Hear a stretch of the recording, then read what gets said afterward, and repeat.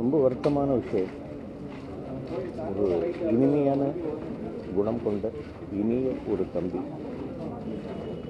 ஆரம்ப காலத்திலிருந்து அவர் உடலை கட்டுக்கோப்பாக வைத்திருந்து இந்த ரோபோ மாதிரி டான்ஸ் பண்ணும்போதெல்லாம் பார்த்திருக்கிறேன், ரசித்திருக்கிறேன்.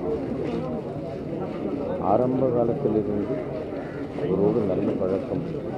அண்ணன் அப்படிங்கிற வார்த்தைக்கு அது வார்த்தை பேச முடியாது. பொண்ணு குழந்தை அவருடைய மகள் திருமணத்துக்கு அனுப்ப அதுக்கெல்லாம் கூட என்னை கூப்பிட்டுருந்தாரு. ரொம்ப தங்கமான குணம் குடைத்தவர், குணமுடையவர் அவர். உடம்பு சரியில்லாமல் போச்சு. அதுக்கப்புறமா நாங்கள் எல்லோரும் கோவா போயிருந்தோம். அப்போது ரொம்ப மெலிஞ்சு தான் காணப்பட்டார். அப்பா என்னுடைய மனைவி மகள் கூடவே இருந்து அவருக்கு எல்லாம் பண்ணி கொடுத்து பணிவிடை பண்ணி பார்த்து கொண்டார்கள்.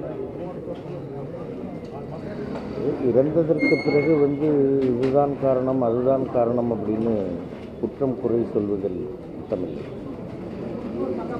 அவருடைய நேரம் இந்த பூமியில் வாழ்வதற்கு அவருக்கு விதிக்கப்பட்டிருந்த நேரம் முடிந்திருக்கிறது. அவர் இந்த பிறப்பு போதும் என்று இறைவன் முடிவெடுத்திருக்கிறார். அவருடைய ஆன்மா பிரிந்திருக்கிறது. அவருடைய குடும்பத்தாருக்கு என்னுடைய ஆழ்ந்த இரங்கல்கள். அவருடைய ஆன்மா சாந்தி அடையட்டும். எல்லாம் வல்ல இறைவனுடைய திருவடி நிழலில் அவரது ஆன்மா இணைப்பாரட்டும் அப்படின்னு வேண்டிக்கிறதோடு வழி இல்லை. நல்ல ஒரு தம்பியை இழந்திருக்கிறோம். திரையுலகம் ஒரு திறமையான ஒரு நடிகரை இழந்திருக்கிறது. வேறு ஒன்றும் சொல்கிறது.